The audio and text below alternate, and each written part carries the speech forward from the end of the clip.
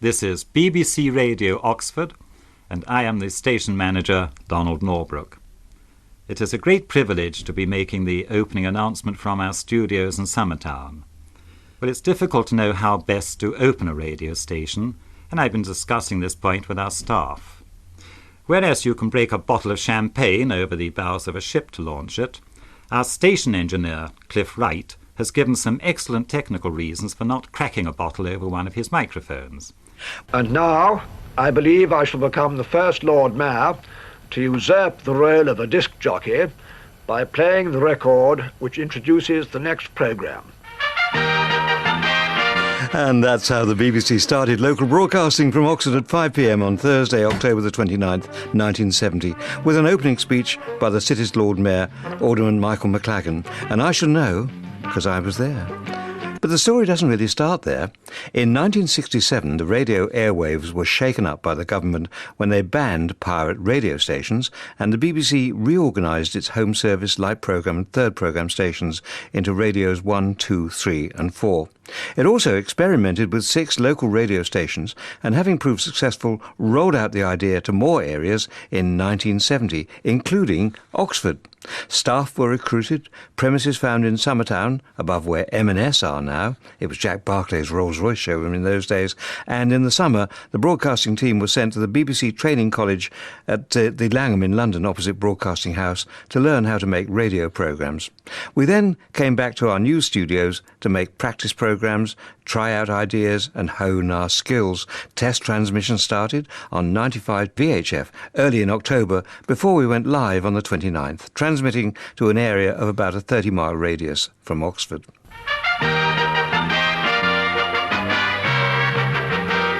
It's Oxford Circus.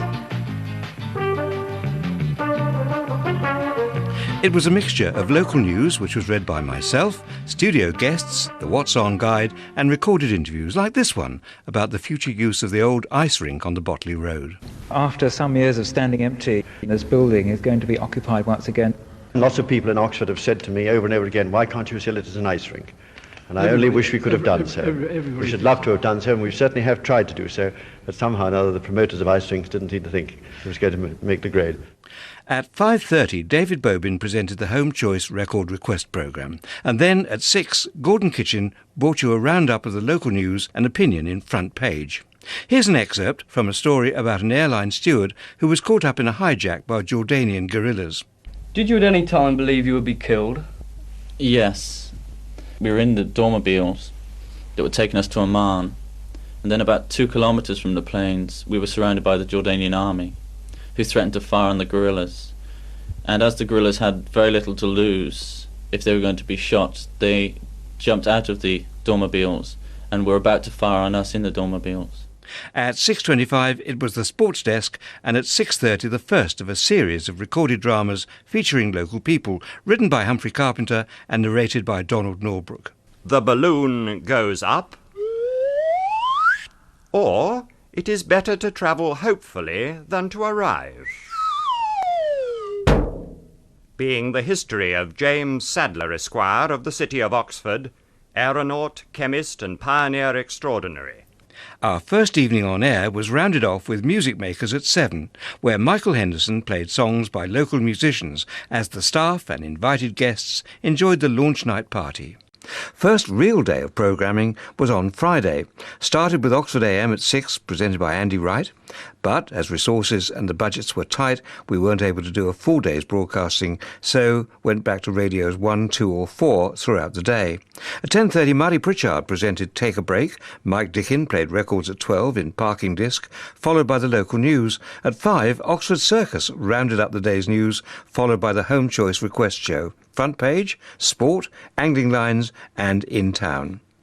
Well, here's Humphrey Carpenter with one of our early reports from the opening of the Marston Ferry Link Road. The new Link Road was officially opened by the chairman of Oxfordshire County Council, Viscountess Parker, with the Lord Mayor of Oxford, Alderman Michael McLagan. Then the Lord Mayor and Viscountess Parker pressed the button which lit up a green traffic light, and on this signal a monster earth-moving machine moved forward and scooped up the first sod of the green and pleasant turf of North Oxford. Lady Parker is an extremely accomplished driver, and I was looking forward to that happy feeling of security over all other vehicles, which I haven't had since I was driving a tank in the Second World War. However, the other point is that I think both Lady Parker and myself would like to take the button away with us, because a button which always turns the lights green would be an asset to any motorist. In January 1971, Oxford's programmes were added to the local radio pages of the Radio Times. Following early feedback, Radio Oxford responded to listener requests asking for them to repeat some of their weekend programmes during the week. So Oxford AM started the day from 6 till 9. Then there were programmes throughout the week from national radio mixed in with repeats like the farming programme, Hello, Don't Shoot the Organist, the Pacemakers, Someone in Particular and Music Makers.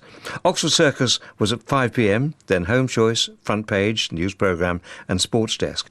Here's a feature from 1971 by Keith Salmon, who investigated the history of the old ice rink and majestic cinema building in Botley Road. Now, Oxford and Dreaming Spires seem to go together like bacon and eggs, but to Oxford people travelling on the Botley Road, there's another building which is just as synonymous with the city of Oxford. Not that it has any Dreaming Spires, but it does have the unique distinction of being one of the largest single-span buildings in the country. With me, I have Mr. Hugh Ryan from the estate agents who've handled this sale. Mr. Ryan, can you tell us a little bit about the history of this building? Built in 1930 and 31, and it was a private enterprise skating rink, and it is quite a remarkable building. As you say, it's got an enormous span, unsupported, 120 feet in width. In 1934, it changed from a skating rink to become a cinema, and it was the Majestic Cinema. It had an enormous seating capacity of up to about 2,000 people. And that reporting there was Keith Salmon, who went on to become managing editor of BBC Radio Norwich. Right from the outset, the BBC were bombarded by people complaining that they wanted to listen to us but couldn't, as they didn't have the fairly new VHF waveband, or FM as we now call it, on their radios. So, after much lobbying, in October 1972, Radio Oxford was finally granted a licence to broadcast on 202 metres medium wave as well as 95 FM. Well, here's a report from 1972 by Mike Story, who discovered what the Parsons Pleasure bathing place on the River Thames in Oxford was like with some of its users. Michael Watts. It's a place where people can continue to bathe without swimming costumes, as was the common practice for a long time in this country. I was introduced to the pleasure by my tutor when I first came up to Oxford. We were out walking one hot afternoon and passed by, felt we liked to swim, so went in, paid our sixpence, swam, and then idled away the rest of the afternoon talking to and listening to other dons and undergraduates who were there. It's simply a pleasant place in which to relax and forget about the noise and the smell of the high street and the corn market. In June 1973, Radio Oxford's VHF frequency was moved slightly from 95 to 95.2 to avoid interference with another station. Broadcast schedule was an eclectic mix of short programmes catering for all sections of the community. They included Playing with Sounds, Sing a Song of Sixpence and junior dramas for children, music notes, Your View, From the University, Sound Ideas, What's On, Adults Only, Is This Your Job and Come On In. Oxford Circus now started at 3:45 with Home Choice, request programme, at 5:15 and a roundup of the day's news and sport at 6 p.m. In 1973, I was dispatched to the Oxford Union Labour Club to hear a speech by the former Deputy Leader of the Labour Party, Roy Jenkins, on the public's disillusion with the two main political parties. Mr. Jenkins was careful to point out that any sickness in the government wasn't their problem. He recalled Hugh Gaitskell calling on members to fight, fight and fight again to save the party we love. He gave his reasons why he thought the public was disillusioned with the two main parties. People dislike the conventional slanging matches of politics and turn away in boredom when they listen to hyperbolic denunciations of the other side for doing what they have a shrewd suspicion the denouncing party would itself be doing if it were in office. As well as covering the serious news, we've always liked looking at the lighter side of life as well. You've probably heard of Spoonerisms, where the first letters of consecutive words are swapped round to make new words, usually with a funny outcome, as in, you've tasted a whole worm. But did you know that they were named after an expert in them called Dr. Spooner, who was an Oxford Don?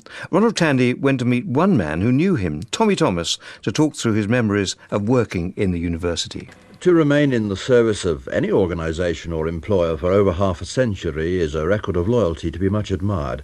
But among the college servants and the scouts serving the university here in Oxford, such length of service is, of course, by no means unique. Tommy Thomas, for instance, came to Oxford during the 1914-18 war, first to the Queen's College, then to Hertford, and finally to All Souls. And, of course, he also knew the great, now almost legendary figure of Dr. Spooner, the originator of the Spoonerism. And Tommy has some favourite stories about him. He went out to Egypt, and I was waiting on these dons at breakfast, and one said, "Spooner, what do you regard as the nicest, the best, and the loveliest sight that you saw while in Egypt?" "Oh, the mace of the Sphinx by spoonlight." In 1975, Tony Adamson joined the Oxford AM team. He went on later on to become the BBC's golf correspondent, and Studio 2 was replaced by John Simpson and then Mike Dickens' music show. Some of the daytime programmes included Soundtrack, Nature Trail, County Pie, Step Back, Countrywise, Stages, Headline and Behind the News. Various presenters like Libby Purvis, Sally Bord-Dillon, Rosalind Bew and Diana Preston were presenting the Home Choice request programme at 5:10. In December 1975, our news editor Gordon Kitchen covered the official visit by the Duke of Edinburgh to view the new Arts and Leisure Centre at the old jail in Abingdon. What do you think your main impressions would be that you perhaps take away with you? The number of facilities that it offers and the way that the whole thing's been fitted in together. The swimming pool and the sports hall, the way they've been fitted into this complex. It looks almost as if they were there all the time, but I can't believe they can have been. I mean, I think that there are many opportunities beyond what are actually offered here. And I would strongly recommend getting other organisations and clubs and bodies to come and have their meetings here, whether it's climbing or archery or all the activities which are not necessarily, you don't have to come here to do, because then I think young people would become aware that there were all these other clubs going in this area. I thought it was brilliant, but sadly it didn't last all that long, did it? In May 1976, Radio Oxford opened its doors to the public to come and have a look round during an open weekend, including a demonstration of the BBC's new CFAX TV information service. In June, Libby Purvis presented a programme called Come Again, looking back at some of BBC Radio Oxford's highlights. She spoke to one of the key people from our early days, Owen Bentley, and listened to some of the recordings he made. Our first programme organiser at Radio Oxford was Owen Bentley, and in 1971 he ran a series of singing in pubs. He just used to go out with his tape recorder and the price of a pint and find the city of Oxford rich in boozy talent. For instance, there's a Victorian pub on George Street which used to sound like this on a Friday night. Bridget, I've always known you as Bridget. What's your full name? Bridget Wasting. And how long have you been playing in this pub? Since it opened, January 1970. Now, I gather you're sort of here day in, day out for about 7 nights a week, aren't you? I know, I'm trying to put a roof on my cottage. Owen Bentley with Bridget Wasty leading the Grapes Girls Choir. Alas, I have to tell you that now there's no Bridget Wasty at the piano and no hot-panted dolly birds belting out the choruses. Still, by the sound of that, it was fun while it lasted. In 1977, Oxford AM was fronted by various presenters, including Andy Wright, Mark Kaspovich and me. Then Mike Dickens was on at 10, Jenny Bostock presented Hobby Horse at 12, with a lunchtime version of Front Page at 12:45. And Phil Rapps presented Home Choice at 5, followed by the evening news roundup in Front Page. In February, Keith Salmon presented a programme called 7 Days of Radio Oxford, looking back at the highlights of the week's broadcasting. In this clip, Mike Dickens is talking to a caller who lives near Bryce Norton about the noise caused by the Concorde test flights from the base. Well, we live in a line, more or less. I think we must be in a circle where these planes circle. And this thing comes straight past our window. Oh, I suppose when it's doing its various manoeuvres many times. Yeah. It's been past this morning as you were talking on the radio. I'm waiting for it to come back. It flies past It's here. just, as a matter of fact, it's just on its way over. Well, let's have a listen then. Wanna listen?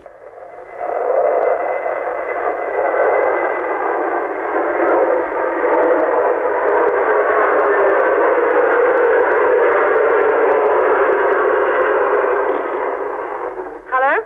Hello. Did you hear that? You'd think we'd rehearsed that, wouldn't you? That was Did you hear fantastic. Yes, did I ever? I thought it was landing in your front room. Well, wish you'd send one of your radio cars out to Brize Norton and sit on the runway and see it coming in and see the people there with their faces all lighted up with excitement. It's fantastic. In 1978, Mike Curtis went to report on the Queen's visit to the Bicester garrison to mark her 25 years as Colonel-in-Chief of the Royal Army Ordnance Corps. The atmosphere, of course, has been building up all morning, and there's a real buzz in the crowd round the parade ground as people whisper she's here. And indeed, the Queen has arrived, dressed in a turquoise outfit for the occasion, and accompanied by her lady-in-waiting, Lady Susan Hussey. First person the Queen meets is the Lord Lieutenant of Oxfordshire, Colonel Sir John Thompson, and he in turn presents the representative Colonel Commandant of the Royal Army Ordnance Corps, Major General John Stanier. There's almost complete silence around the parade ground as the Queen is then introduced to senior officers of the Corps and inspects the Guard of Honour. Well, the Queen's coming along here in a moment, and we've got lots of little brownies now. Where are you from? Which pack are you? 7th Bicester. 7th Bicester. And how long have you been waiting here? Quarter of an hour. Quarter of an hour. Looking forward to seeing the Queen? Yes. Have you seen her before? Not in real life. Only on the television? Come on. OK, how about 3 cheers to the Queen? Hip hip? Hooray! Hip hip? Hooray! Hip hip? Hooray! Oh, thank you very much. OK. Unfortunately, Oxfordshire has seen its fair share of tragedy over the years, and in June '79, Sean Maffitt reported on a fatal light aircraft crash at Buscott near Farringdon, where it was crop spraying. Well, I'm standing in a clump of trees beside some power cables, and right by me is the port wingtip of this Piper Pawnee crop spraying aeroplane that was knocked off as the aircraft passed through these dead trees. It continued on its flight, minus its port wingtip, for another perhaps 250 yards before crashing onto a hilltop further on. Nora Kafka, I believe you saw the aeroplane very close to crashing. Yes, it crossed over between me and my neighbour, Mr. Dancy, and the engine definitely cut out. Right? That's right. Mr. I said that Dancy? damage come then, didn't I? Yeah, and we said yes, and we both run, and nothing till we heard thump. And we saw the smoke. In 1980, our weekday programmes began at 6 with Oxford AM, presented by Mark Kaspovich. At 8:30, there was Billboard with Brian Boys and Julia Schell with requests for help and advice. At 9:30, David Freeman's phone-in, and at 11, At Home with Gilly Eggleston. Phil Rapps had a roundup of the day's news at 12, and Ronald Tandy and Giles Woodford presented a look at things to do in your spare time in Roundabout at 1. At 2, we went to Radio 2, and then Timmy Mallet came on at 4. A news roundup was at 5, followed by John Simpson's Home Choice Request Show till 6, and the day was rounded off with repeats of some of the weekend programmes. Timmy Mallet had a regular feature on Fridays called Keep It or Crack It, where he invited listeners into the studio to review the latest singles. Keep it or crack it. And our panel today, all from the Oxford area, we've got Mark, Samantha, Sue and Andrew. Welcome to the Critics' Choice in the panel, and it's Oxford's choice at the moment, with Queen, Another One Bites the Dust. Will we keep it or will we crack it? What do you reckon, Sue? I reckon we should crack that one because they deserve a slap on the wrist. Why? Well, I mean, you can't really compare that with something like Bohemian Rhapsody, which is absolutely brilliant, and then they come and bring out something like that. They just try and do something different every time. They do a rock and roll number or disco number or heavy rock number. Samantha?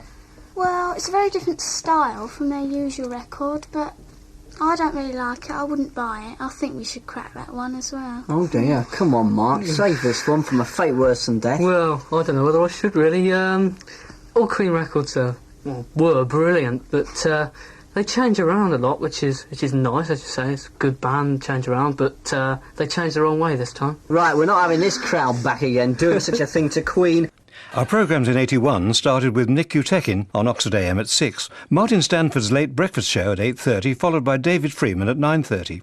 Brian Boys was at 11, with radios 4 and 2 from 1 till 4. Then we came back local with a bang, and the Timmy on the Tranny Club and the Big O at 6. Here's an edited clip now from July 1981 of one of our news bulletins read by Gordon Rogers, which includes a live link-up with the Weather Centre at RAF Benston. And this is Gordon Rogers at the Radio Oxford News Desk. The Home Secretary, Mr William Whitelaw, has severely criticised irresponsible parents who allowed their children to join the rioting over the weekend in the Liverpool area of Toxteth. Mr Whitelaw, who's in the city for a visit following the disturbances, said it was tragic that children as young as 9 had taken part in the rioting.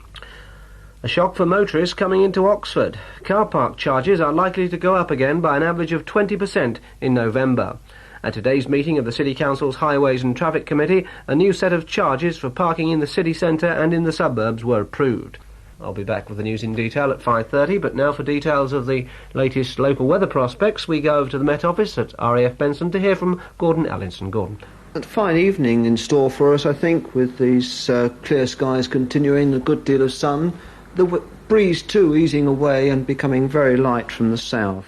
John Simpson went on a huge tour around the county, visiting a different location each week and talking to the people who lived and worked there. In this extract from Hello Stonesfield in March 1982, he talked to the postmistress, a local potter, a teacher and bell ringer, members of the tennis and youth clubs and a local high-tech businessman. It's a rather blustery morning, not the sort of day to be out in open countryside, but that's exactly what I am doing at the moment on the windswept side of the Evenlode Valley at Stonesfield. Best known for the Cotswold stone slates, better known of course as Stonesfield slates, that were dug from mines around the village. It was a thriving industry, but it died out around the turn of the century. From a traditional craft, the village now houses a modern craft, electronics. I'm talking at the moment to Bill Aitken, who's the sales manager for Solid State Logic, who are involved here in Stonesfield. And I think, Bill, first of all, who are Solid State Logic? What do you do? Well, we make recording equipment. Why are you here in Stonesfield? Well, the managing director and the founder of the company, Colin Saunders, has always lived in the area. He originally had his own small studio here. How many do you employ roughly? Between 40 and 50 people in the building here. Weekday mornings in 1983 began with Mark Kaspovich on Oxford AM, Peter York at 8:30, Countrywise with Giles Woodford, John Simpson, Claire Riley and Kelsey Geeky, and Bob Harris was at 2 with Phil Rapps at 4:30, followed by a mixture of programmes at 6, including Sabrang, Tandy's Review, Student News, Swing Time and Westminster at Work. We also produced a series of features on local characters documenting local history. Well, here's one story we came across where Jean Sawyer gives a detailed description of the family's general store in Ensham. Now, apart from the tobacco, then, I suppose everything wasn't kept in tins in those days. Not all tinned foods, all loose food, I suppose. Well, of course, it was nearly all loose anyway. I mean, the sultanas and the raisins and the prunes and the dried apricots would come in a great big wooden crate. Then they were weighed up and on the old brass scales and put into like blue paper bags. Now, in addition to your grocery and all that, I see there's also cycles and accessories, furniture, carpets, and you also had a cement mixer for hire. That's right. My father used to loan this cement mixer out and he used to take it behind the old van which we used to deliver the groceries around in those days. John Briggs played your requests on Saturday morning with a Desert Island Discs type programme called My Choice at 9:30. John Briggs, who became the voice behind The Weakest Link on television. Stuart Cameron was on 10:30, The Week Today at 1, and Peter York with Music and Sport at 2. Always on the lookout for something different, Paul Gillingham went down to the newly opened Oxford Tattoo Museum in 1984 to find out why it had been set up from owner Lionel Titchener. As we enter the museum, there's a much more modern-looking instrument. What's it for? 18 months ago, when the museum was first formed, we needed something to photograph to send out to tattooists all around the world. So we built the world's largest tattoo machine. I had some photographs made, and we sent it out to tattooists around the world announcing the Tattoo History Museum had been formed. And you've got collections of some of the old designs here. So we've got snakes, we've got Indians, Highlanders, military motifs and so on. What are the main designs that are coming out from tattooists today? A lot of people these days are bringing in record albums, cuttings from wallpaper designs, airbrush designs from motorbike and car magazines to ask whether the design can be turned into a tattoo design. In 1985, Mark Kaspovich presented Oxford AM weekdays with John Elworthy or Claire Christie on the phone-in at 9, followed by Three's Company at 10, David Freeman at 1, and the return of Oxford Circus presented by Giles Woodford from 3:30 until 6. Penny Faust made a series of programmes similar to Desert Island Discs, where she asked local people to talk about their lives mixed in with their favourite music. In this edition of My Choice, her guest is Sir Roger Bannister. Hello and welcome to My Choice. I'm Penny Faust and my guest today is the Master of Pembroke College and the man who first ran a mile under 4 minutes, Sir Roger Bannister. What did you read when you came up to Oxford? Well, for some time I had been saying that I was going to do medicine. I was very interested in history and other subjects, but as a practical career, which would continue to interest me, I felt medicine was the right choice. And so I spent my first terms doing medicine. I was interested in psychology. I think most medical students pass through a stage in which they feel they're going to be psychiatrists, and I started the school of PPP. John Briggs presented Oxford AM in 1986, and then Mark Kaspovich at 9 with Open Air. A mixture of repeats from the weekend were at 12, and then David Freeman at 1 and Giles Woodford with Oxford Circus from 3:30 till 6, with some weekend programmes rebroadcast from 6 till 7. 1986 is also a year Oxford United fans will never forget. The club won the Milk Cup at Wembley, and the BBC Radio Oxford commentary team were right there with them. John Aldridge breaking down the right over the halfway line. It's John Aldridge, faced now by Robbie James. He knocks the ball into Trevor Hebbard. Hebbard still going forward, back to John Aldridge. Aldridge going forward, it's a great chance for Aldridge. Aldridge shoots, it's safe, and it forced to Jeremy Charles. Jeremy Charles has done it! Oh, Jeremy Charles has brought the cup to Oxford. Surely that is it. Oxford United 3, Queen's Park Rangers 0. The greatest moment of Malcolm Shotton's life as he shakes hands with Sir Stephen Roberts, the chairman of the Milk Marketing Board. He gets a hug from Robert Maxwell, the chairman of Oxford United Football Club. He's still having a chat with him. Mr. Maxwell getting in his last chat, and there the cup now being presented. Malcolm Shotton kisses it and holds it up. The Milk Cup is on its way to Oxford. Saturdays in 1987 started with the farming programme, then John Briggs, Stuart Cameron in the country, People and Places and Sport. On Sunday it was Spirit Level at 8 o'clock, Sunday Requests at 9, the Peter York Show at 10:30, Just a Job at 1 o'clock, Ronald Tandy's Arts Review at 2, and Black Voice at 3, Eastern Touch at 4 and Student News at 5. Claire Christie was one of the presenters on People and Places, which focused on a different location in Oxfordshire each week. In this clip, it's the turn of Ipston to come under the spotlight. Well, my first call at Ipston is at Braziers Park, an amazing neo-Gothic building just outside the village. And I'm sitting in the drawing room in the company of Dr Glyn Faithful, Chair of Ipston Parish Council and member of the Braziers Park community. How do people in the village regard your experiment here? Because, of course, communes have sometimes had a rather unfortunate image. Oh, well, yes. The word commune itself suggests communism and fringe ideas and outrageous people and so forth. I think when we first came to the village, we were regarded with great suspicion. But when we got our farm going, I think we seemed a little bit more normal in the farming community, and we tried to play our part in the village so that people would get to know us and not find us so strange. In 1988, a slimmed-down local radio listing in the Radio Times doesn't give us much information, but the lineup was similar to 1987, with Oxford AM, Open Air, David Freeman and Geraldine McCullough on during the week, mixed in with some weekend programme repeats. Giles Woodford also presented the People and Places series, and in 1988 went to East Hagbourne, spoke to many people involved with village life, including the chairman of the parish council. I've come now to the home of Margaret Abbott, who is chairman of East Hagbourne Parish Council. I presume that in Hagbourne you are very keen to be known as a village and not as a suburb of Didcot. Yes, indeed. That upsets a lot of people.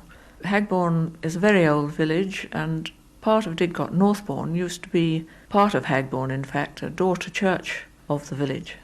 You're now sort of divided from Didcot, if you like, by a rather strange new roundabout. Yes, I think there have been one or two accidents there, and we would have much preferred a proper roundabout. So what then is the overall size of East Hagbourne? I think the population's around 1,200. Early in 1989, we moved studios from 242-254 Banbury Road to where we are now by South Parade at 269 Banbury Road. Full listings return to the Radio Times and their show Oxford AM with Mark Kaspovich at 6, Penny Vine at 9, Bill Heiner's Phone In at 12, Dave Freeman at 2, Jean Judge at 4 and weekend respins at 6, including One More Time with Tony Barringer. Music Notes with Yanis Darras, Weathers Folk, Stuart Cameron's Country and Oxford Blues. Radio 2 was on till 10, then Dave Barrett was live every night until midnight.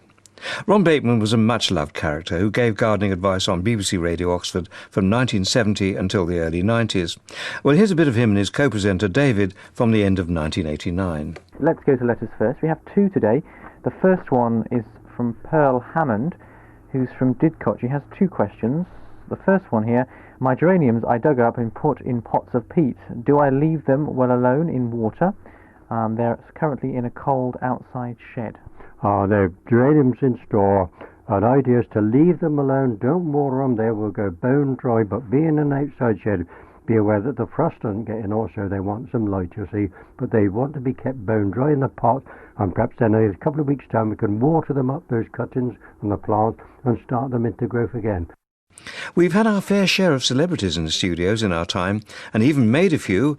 Pam Ayres started her career right here on BBC Oxford. She was a regular guest popping in to read one of me poems, and was eventually persuaded to have a go on Opportunity Knocks, where she won and became a household name. Here, David Freeman talks to her in 1990 about how fame changed her life. When people got to know you, did you find that they expected you to be different in Tesco's from how you are? Did they build up an image of this person from these poems and the general jocularity? Yeah, I mean, people used to come up to me in Tesco's and say, give us one of those looks. And I used to think, clear off. I mean, it was stupid, really. People used to come up and sort of invite me to recite a poem in the middle of a car park, you know, which I didn't want to do. No, so, quite understandably. I'll never forget in Milton Keynes once I was in a garden centre, and this terrible man came up behind me and said, I know who you are, you're Pam Ayres, get her up on the table, she'll recite a poem. And I nearly died. I went in to buy some pieces of wire to secure me roses to the trellis, and I never bought them, I just fled. In 1991, weekday programmes were much the same as in 1990, but with Nicky Schiller's Daybreak show from 5 till 6 a.m. At the weekend, we had the farming programme at 7, Saturday a.m., Gary Price at 10, Saturday Special at 1, followed by Talking Sport from 5 till 6. On Sunday, Spirit Level was on at 8, Gary Price at 9, Chris Phillips at 12, Tunes Remembered at 2, Black Voice at 3, Sounds Eastern at 4, and Student News from 5 to 5:30. Mary Small interviewed Dennis Silk, who was just retiring as the warden of Radley College in 1991. In this excerpt, he talks about the perception of public schools and how he was persuaded to let the cameras in for a BBC documentary. I can see why it happens, because we live in an age of envy, but let it be said that not many people have criticised independent schools on an educational basis. Well, we saw this for ourselves a few years ago on television when you allowed the cameras to come into the school, a decision I think that wasn't taken lightly. It certainly wasn't. The Radley programme was hung like an albatross around our necks, as you can imagine. In 1992, broadcasting rules were changed and radio stations were no longer allowed to put out the same programmes on AM as on FM, so we had to lose our 202 metres medium wave transmitter. We continued on 95.2 only at 5 a.m. with David Schiller, Oxford AM at 6 with Mark Kaspovich or John Briggs, Bill Heiner's phone in at 10, Phil Rapps or David Clargo at 1, Mary Small or David West at 4:30, Steve Riches or Steve Taschini at 7, and Patrick Stoddart or Mike Carson at 10 p.m. At the beginning of the year, David Campbell chaired a discussion called 1992 and All That, where a selection of guests from across Oxfordshire looked back at the previous year and tried to predict what would happen in the coming 12 months. Here, David asks Banbury teacher Angela Billingham about how she would like to see local youths change their ways for the future. A couple of things that caused the police problems during the year 1991 in Oxfordshire. One was the incidence of so-called rave parties. The second was joyriding around the streets of places like Blackbird Leys and Barton in Oxford. Looking ahead over the next 12 months, is there anything which you think young people, young adults will get involved in? I've been looking to Hollywood and thinking that some of the new films that have been coming out lately, we've had Robin Hood. I gather next year Hook is coming out, which is a film adaptation of Peter Pan. Could we have a resurgence of interest in the children's classics? BBC Oxford sports team made a programme about the history of Oxford United in '93. Here, their guests remember how the fans helped the club upgrade the Manor Ground ready for their entry into the Southern League. And they were, of course, over the moon when they came home, weren't they, and said, "Oh, we're in the Southern League proper." Great. Until they realised, I think, what the repercussions were likely to be, because the ground had to be upgraded. When they put the drains in for the new dressing rooms, which is down on the corner of the ground, I asked for volunteers, and I think we had about 300 people up there with bloody spades and shovels to dig us out. They'd have dug the whole Manor Ground up in no time. They was that keen. Other people were making concrete slabs on the ground, putting them all one day, and then the following day they were set, and we put them into terraces. They were all people that loved the club and grown up with it, you know, and were determined for it to be a success. In 1994, Oxford AM was presented by Peter Baker or Mike Carson, Bill Heiner at 10, Phil Rapps or David Clargo at 1, Mary Small, Claire Rousell or Penny Wright at 4:30. Yanis Darris came on at 7, and I was there, or on Fridays Andrew Peach, from 8 till midnight. David Clargo also presented the studio end of a series called Village Voice, while Anna Howard went out in the radio car to meet the locals. In '94, she went to Leafield, where she met up with many villagers, including the postmistress, a parish councillor, a pub landlady and the vicar. Today, Village Voice is broadcasting live from the Old George pub in Leafield. And in our radio car, Anna Howard. And a very good afternoon to you all from the Old George pub here on the village green in Leafield. It's quite an interesting village with a very checkered past, but things are much quieter these days in 1994, though there are village issues that are going to be talked about. Certain things like the lack of transport is a concern, and the building of the village hall. What do you think community spirit is like? I mean, you've got to have community spirit to get involved with the Spring Clean. Yes. Is it good generally? It's very good generally. There's always, in most villages, a core of people that do a lot of the organising, but generally we find, certainly with the fete and with other things that have been going on, there's tremendous community spirit within the village, and people do come out and help and support magnificently. I mean, we got probably 1,000 people to the fete this year, and it was a wonderful event. Anne Lingard produced a documentary programme about Otmore in '95, covering its topography, history, agriculture, drainage, wetlands, wildlife, military use and its geology. Otmore lies to the northeast of Oxford, a flat-bottomed bowl of wetland that's watered by the River Ray. Nobody but the Romans has put a road across its interior, and its 7 towns are strung out on firm, raised land around its circumference. Although humans have altered its face and use, there are good geological reasons for Otmore being there and being wet. Dr. Stuart McKerrow, geologist, explains. The reason we have Otmore is then, first of all, we have this big through valley of the Upper Thames and the Ouse. Secondly, we are on the watershed between the River Ray going into the Thames and the Ouse going into the North Sea. And thirdly, the rivers have found it more difficult to lower the level right here because of these limestones coming up at Noak and Islip, so damming the River Ray and giving rise to this big flat area of Otmore. April 1996 saw a major change. We'd had Maxwell try to merge Oxford United and Reading. That failed before it got off the ground. Didn't deter the BBC. They decided to merge Radio Oxford and Berkshire to form Thames Valley FM, with a combination of their presenters and local news gathering bureau covering the 2 counties and providing separate news bulletins. Jonathan Hancock was on at 5, Rob Selvage at 6, Sue McGarry at 9, Bill Heiner at midday with sport from Jerome Sale and Phil Kennedy at 2. Joanne Coburn was on at 5, Mary Small at 6, country, folk, blues, classical or jazz at 9, and I was on from 10 until 1 a.m. Although we were a regional station, we still covered the things that were important to the local people. For instance, it wasn't just football that the sports team were interested in. They covered many local sports, including rugby, cricket, greyhound racing and speedway. And here's a small part of a documentary by Mark Young from 1996 on the history of speedway in Oxford. As professional clubs evolved in major cities, interest grew in the Thames Valley, with a group of motorcyclists led by John Brown introducing the thrills of Speedway to Oxford. Sanford and Farmore, early days Marston. There was a man named Ernie Cross. He had a field, so we used to have grass track in there.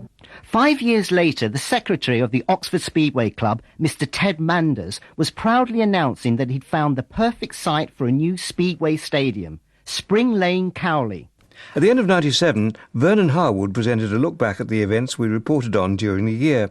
Simon Pipe reported on protests over the Campsfield House Immigration Detention Centre on the outskirts of Kidlington. Hello, this is Vernon Harwood with BBC Thames Valley FM's review of 1997. It was the year of Hong Kong and the Hamiltons, the Teletubbies and Mother Teresa. Tony Blair talked of New Britain, the Royals said farewell to the old Britannia. Life was a roller coaster for the Spice Girls. It was swings and roundabouts for cash-starved councils in the Thames Valley. Campsfield Immigration Detention Centre in Oxfordshire was the centre of much attention during the year. In August, there was a rooftop protest by people detained there. And then in November, campaigners calling for its closure demonstrated outside the Oxfordshire home of the Home Secretary Jack Straw. The police helicopter hovering overhead. Teresa Hayter, one of the organisers. What's happening here? I have a letter here. It's a letter to Mr. Straw. We wrote in July asking for a meeting to express our concern. We've still had no formal acknowledgement. So you're here today we're here to make our point rather more directly. Waking up in 1998 was Warren Lee. He was on at 5, Vernon Harwood was on at 6, Sue McGarry or Jonathan Hancock at 9, Bill Heiner at 12, and I was on at 2. Andrew Peach or Andy Hayes at 4, Dominic Busby or Linda Wright at 7, and Richard Williams from 10 till 1 a.m.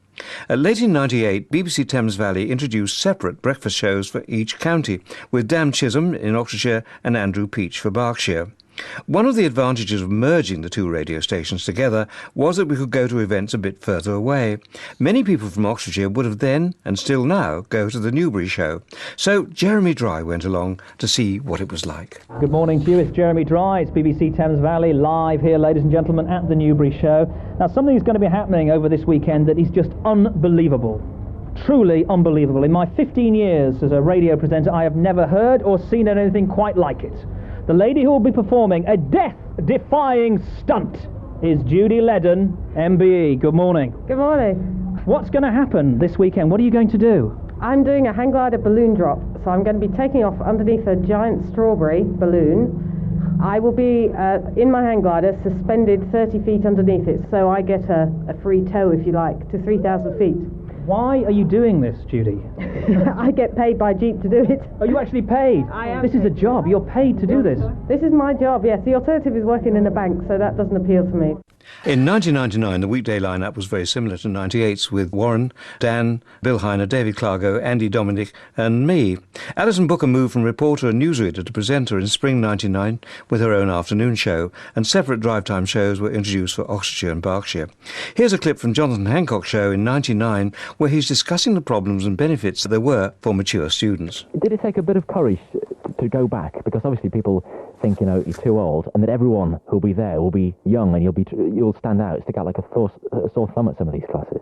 Yes, I did. I think that was one of the most difficult things, was because by then I'd sort of been a local councillor and done all sorts of things and been a school governor, but it was still really difficult for me to be on the other side of the fence again and to just walk through the door and sign on to the class. And what kind of reaction did you get from people in the class with you and from the people that were teaching you? Well, I did two subjects. I did English literature, was one of my subjects that I had to get into university, and I did that at an evening class, and that was with a lot of other adults. But the one I did during the daytime, which was A-level law, I did do with a lot of younger people who were doing retake, and that was quite difficult. But you find that you have all sorts of skills and experience that you can bring to it that younger people don't have. On November the 16th, 2000, the BBC launched a new television news service on BBC One. After months of training for the journalists and technicians in Oxfordshire, BBC Oxford News went on air at 6:30 with its own bulletin as part of the South Today programme. Hello and welcome to South Today, a brand new programme for your region. Tonight, workers at Cowley say they feel betrayed, as it's claimed a top union official could have lost them their jobs. And bus services are cut across Oxfordshire and rising house prices are blamed.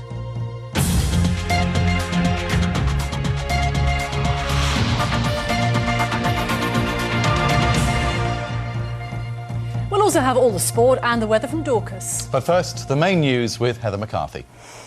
Thank you and good evening. Union members at BMW's Cowley plant near Oxford claim 2,500 jobs have been put at risk by a leading union negotiator.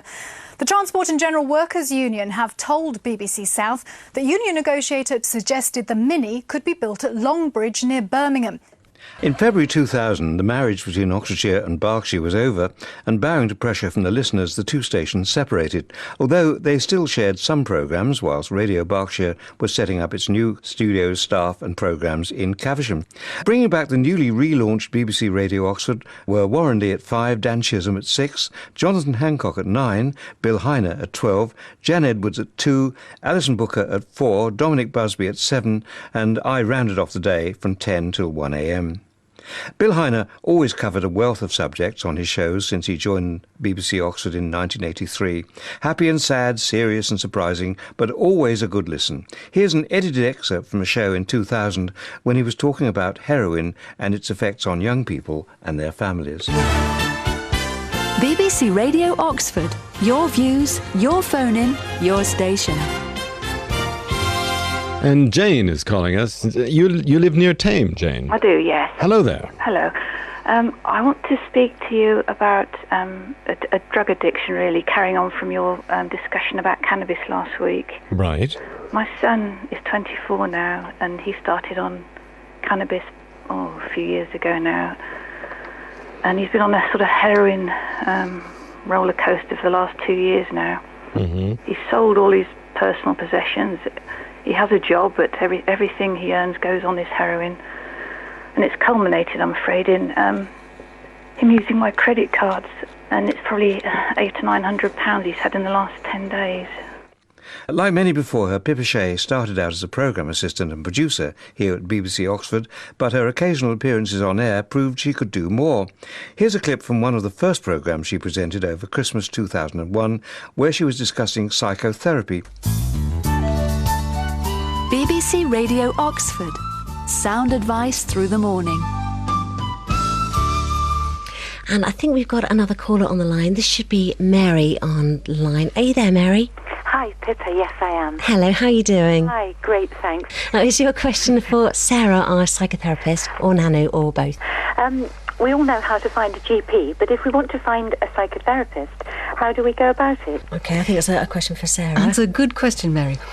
I think it's always worthwhile asking the psychotherapist that you're approaching for their qualifications, for their experience, and also whether they have therapy themselves, as well as whether they have supervision.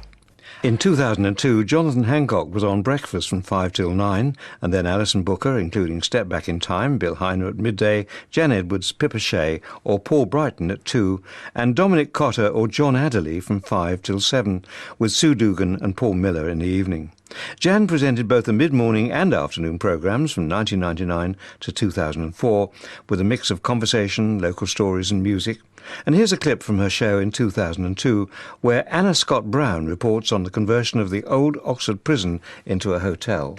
Oxford Prison opened to the public for the last time over the weekend before work begins to convert it into a heritage centre and hotel complex. Our reporter Anna Scott Brown has been making her farewells.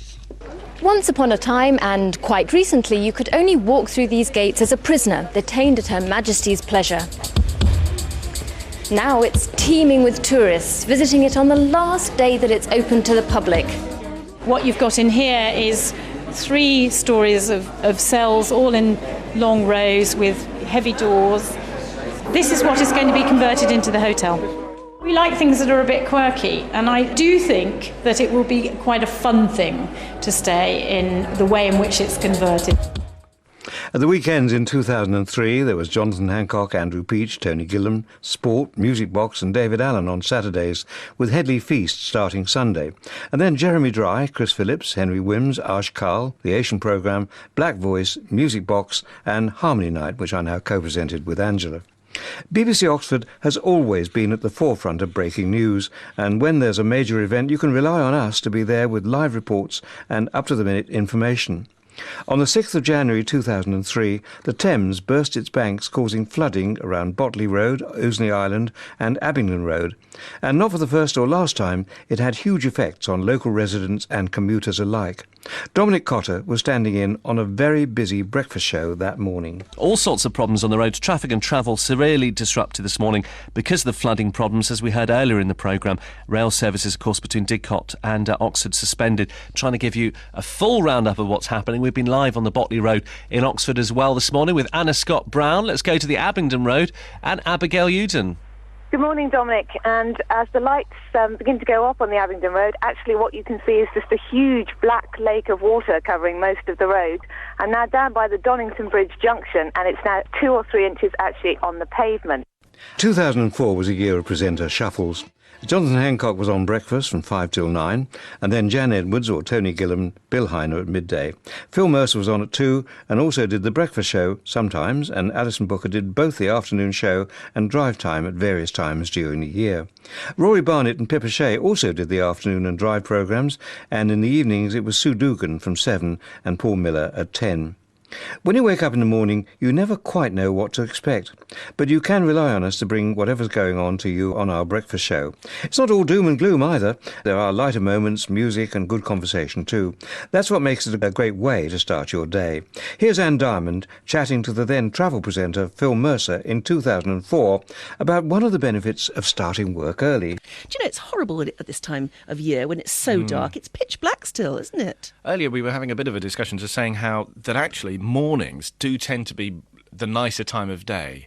Mornings are wonderful, and if you do make yourself get up, you can get an awful lot done in the morning. Oh, yeah. You feel you've got one up on everybody else in the world because, you know, you're ahead of them. You've actually is. As my old mate Nick used to say, the wonderful thing about doing breakfast broadcasting is that you've earned your money by 10 in the morning. A change of lineup in 2005 saw us move to our present programme schedule with Phil Mercer at 5 and Diamond at breakfast, or occasionally Sybil Ruscoe. Danny Cox is on at 10, Alison Booker at 1, Bill Heiner at 4, Sue Dugan or Charlie Crocker at 7 and Paul Miller at 10. Alison Booker started here as a reporter and newsreader in the late 90s, but her talent for presenting was soon spotted and she soon got her own show in 1999. She loved chatting to people, was a big fan of many different kinds of music, always liked to laugh and was often full of mischief and surprises. £5 for children in need if you play the mamas and the papas. £10 if you say who it's for. £50 for anything better. Says my chap Andrew. OK... Andrew, you keep asking me to marry you, and I keep on saying no. Well, now, I'd like to turn that on its head and say, Andrew Chapman, will you marry me, please? I love you more than I can tell you, and I would be delighted if you would marry me. So, Andrew, give us a call. There is a good reason that he hasn't called in. He's just phoned me on my mobile while the news was going on. He's just picked himself up off the floor. And what did he say? Am I going to make you wait? Jenny says, I'm glued to 95.2 for Andrew's reply. He said, blooming Henry, or words to that effect. Yes. Programmes for 2006 started with Phil at 5, Anne at 7, Danny from 10, Alison from 1 and Bill from 4.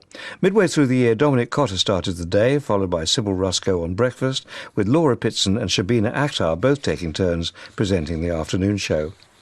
BBC Oxford also introduced a new sports programme called Planet Speedway. It gained unique access to the riders, not only locally but across the sport, with reports, interviews and exclusives produced in a lively, innovative way by a dedicated team. They entered the BBC Radio Oscars, called the Gillard Awards, and won gold for their programme on the British Grand Prix in Cardiff. The riders, the fans, the drama. 95.2 FM. This is the dream result for all Oxford fans. Planet Speedway. Nicky's made it out of gate 1 and off he goes. No one's even touching him. No brakes, no fear. He's there and holding a very tight line as they hit the back straight. From Cowley to Copenhagen. The Speedway world, online, on air and interactive. Speedway. Well, I guess it's just been me life, hasn't it, you know? Hi, this is Scott Nichols. I'm Jason Crump. 95.2 FM. Oh, and all sorts of trouble for Holter. All the Speedway news first. This is Planet Speedway. And good evening, this is Jerome Sale with a special Planet Speedway as we look forward to the world's biggest Speedway event, the British Grand Prix in Cardiff. We put your questions directly to the UK's #1 rider, Scott Nicholls, as he bids for glory at the Millennium Stadium. More than 40,000 fans are on their way to Wales to see the stars that we have on tonight's show, like Nicky Pedersen, Jason Crump and Greg Hancock.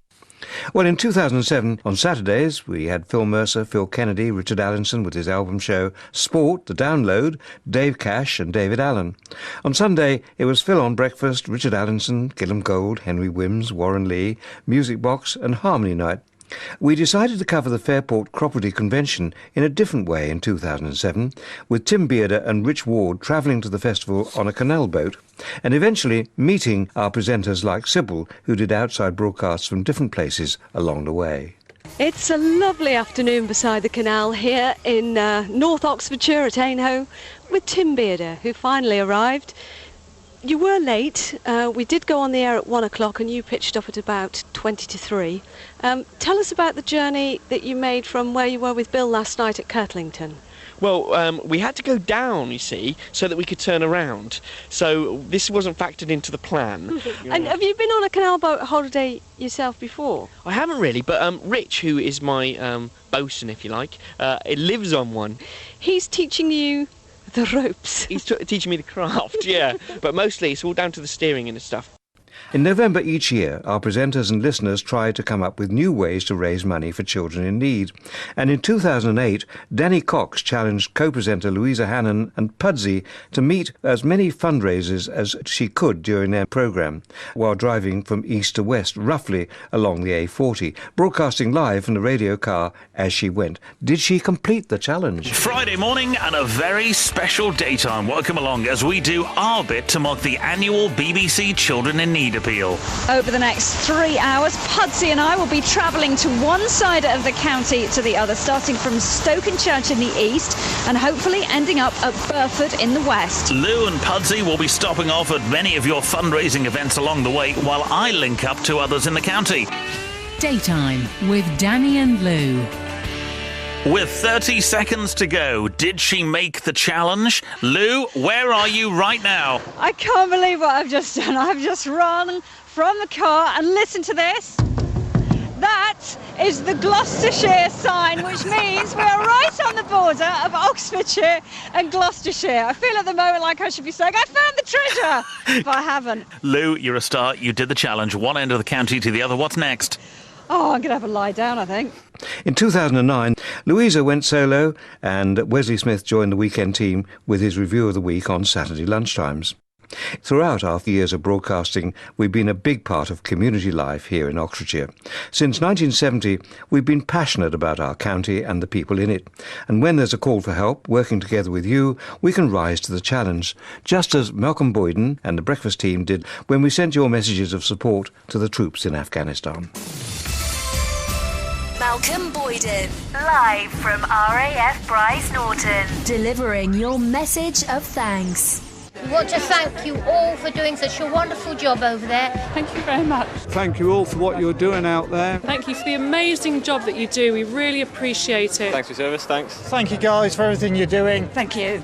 You see, the people of Oxfordshire wanted to do something for our servicemen and servicewomen for Christmas. I asked them what they wanted to do and they wanted to say thank you. 2 simple words could mean all the difference. We filmed those thank yous and it's my privilege, really. I'm very proud of this. It's my privilege and it's our privilege as a station to be able to hand over our DVD to you today to go to Afghanistan. That's what we've been doing. John, that's why we're here. Well, I'm delighted. I've been following this through and I think it's an absolutely tremendous thing that you've done and the people of Oxfordshire have done. And I know that's going to be a sentiment that's going to be very much appreciated. In January 2010, Oxfordshire had a massive snowstorm causing all sorts of problems. But our team was here to help. It all started at 5 with Joel Hammer, then Malcolm Boyden, Louisa Hannon and Joe Tunis, with the day's events rounded up by Bill Heiner at 4. BBC Oxford. Bill Heiner. BBC Oxford.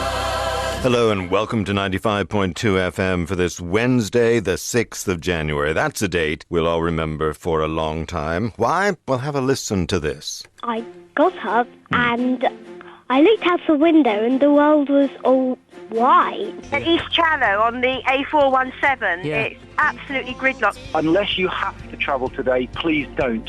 My snow hero is our milkman, Steve Kelland. He's never failed to come in all the years he's been delivering. I've been playing in the snow, throwing snowballs at my brother, and I'm in my pyjamas. Our Saturday lineup in 2011 was Joel Hammer, Phil Kennedy, Wesley Smith, Tony Gillam, Sport with Jerome Sale and the team, and BBC Introducing with Dave Gilliatt. Our Sunday programmes included Phil Mercer or Charles Nove at breakfast, Bill Heiner, Bill Buckley, Henry Wims, Will Banks' Soul Show, the Urban Gospel Experience, and I rounded off the day with Harmony Night. At 9 p.m, there was a range of short series like Oxford Blues, the Hub Arts Show, Global Echoes, and Bringing Back the Good Times.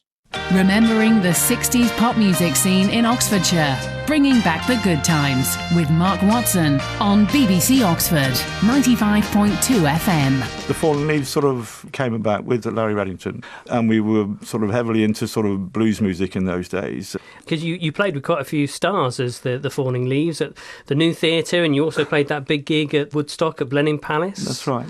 The breakthrough really was when Cilla Black pulled out of a tour, which was at the New Theatre with Gene Pitney, Kinks, and had a phone call from Adrian saying, "You're playing at the New Theatre tonight, you know, replacing Cilla Black." In 2012, our weekday programme started at 6 with Phil Gale and Friends, then Malcolm Boyden. Kat Allman took over from Joe Tunis at 1. James Cannon was on our drive time show with Roger Day and Paul Miller in the evenings. We also did many outside broadcasts during the year, including the Cornbury Music Festival, Fairport's Property Convention, Alex James's Harvest, and a brand new sporting event. Jerome Sale and Paul Kiernan were at the Kassam Stadium with our reporters all round the route of the first Oxford Half Marathon. Over the next 3 hours, BBC Radio Oxford is bringing you live and exclusive coverage of the race and the inspiring stories of courage, dedication and commitment from some of the 2,000 people taking part. The Oxford Half Marathon is underway. The leader of the race, James Bellwood, number 387, sprinting over the finish line. He stopped his own personal clock, almost bang on 1 hour, 11 minutes. When you arrived in Oxford this morning, did you think you were going to win this? No, it's the biggest win I've ever had on a half marathon. I've never won a big one like this before. For our big tour of Oxfordshire in 2013, our presenters went all over the county to meet our listeners in person. Here's Phil Gale with the Blackbird Leys Choir. So what do you think it is then about singing that gives people this joy? It's a physical thing, isn't it? You feel the music coming right out of you. You can put your heart into it. You can express yourself. Is there anything that you could teach me now? We'll do an Echo song. It won't kill me. It won't kill me. It won't kill me. It won't kill me. That's great. You passed the audition. Am I in? What are you doing on a Wednesday? Give me a mark out of 10 then. Oh, 10. Oh, really? BBC Radio Oxford's Big Tour of Oxfordshire. Back on the road this September on BBC Radio Oxford.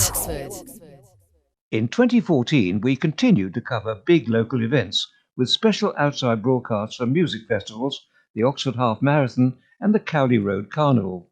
In July, we did a special all-nighter as the landscape around Didcot changed forever. For the first time in my life, I shall drive up to Didcot and the cooling towers won't be there. That would be a very sad day. When you're coming home from a long journey, they're the first thing you see. It's a competition who can see them first. I won't be happy to see the towers go down, but they've got to come down. I should be really put back a bit.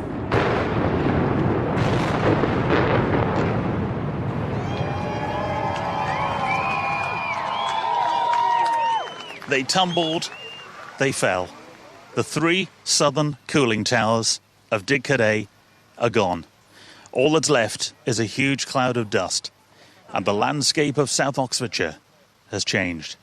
Our weekday lineup changed around in 2015.